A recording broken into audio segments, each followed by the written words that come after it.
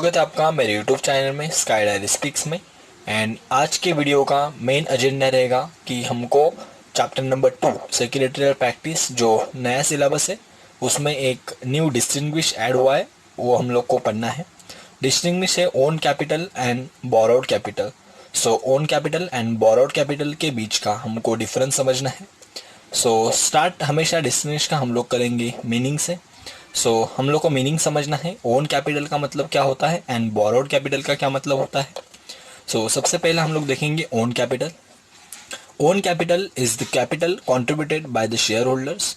जो share holders ने company को जो भी पैसा दिया होगा उसको बोला जाता है ओन कैपिटल। बोरोड कैपिटल की जब बात करेंगे तो शेयर होल्डर्स की जगह पे खाली आ जाएगा क्रेडिटर्स। जो बोरोड कैपिटल होगा is capital contributed by creditors.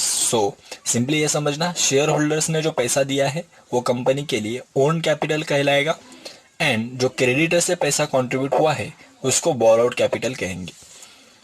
आगे हम लोग देखने वाले हैं रिटर्न ऑन इन्वेस्टमेंट। अगर शेयर होल्डर्स ने आपको पैसा दिया तो उसको रिटर्न में क्या दोगे, क्रेडिटर्स ने पैसा दिया तो उनको रिटर्न में क्या दोगे।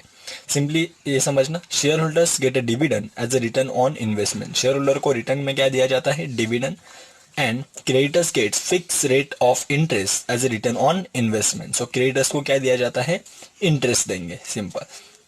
Okay, sources. अभी शेयर होल्डर्स कौन सा पैसा कंपनी में लेके आता है, कौन से सोर्सेस से लेके आता है। तो सिंपल ये समझना, जो ओन कैपिटल है is collected by issuing equity shares and preference shares.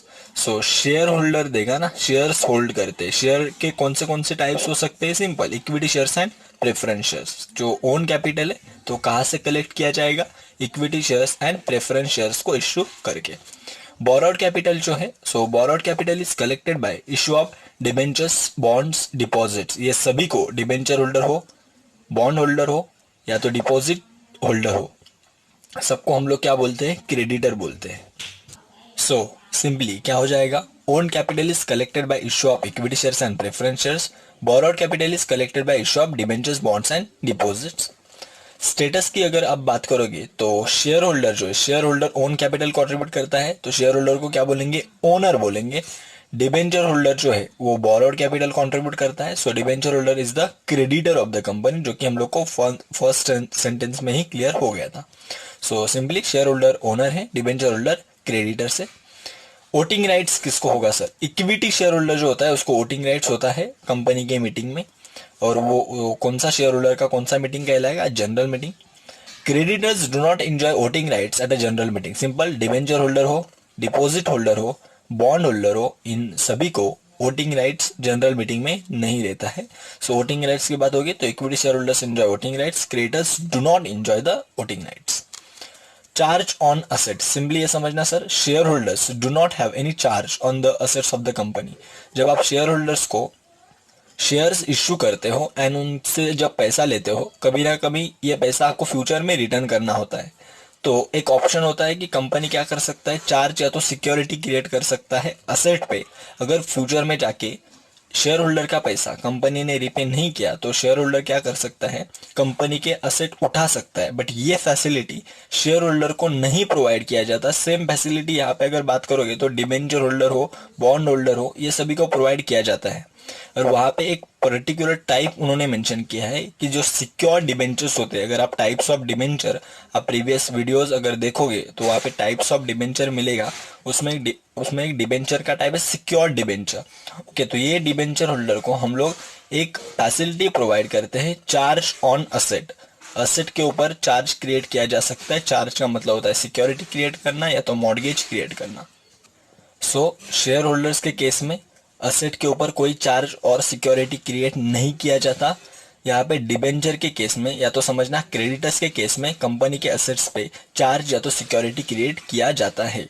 In future अगर कंपनी ने इनका पेमेंट नहीं किया, रिपेमेंट नहीं किया, तो डिबेंचर होल्डर कंपनी का असेट जिस पे सिक्योरिटी क्रिएट किया था वो असेट को बेच दो एंड पैसा रिकवर कर दो।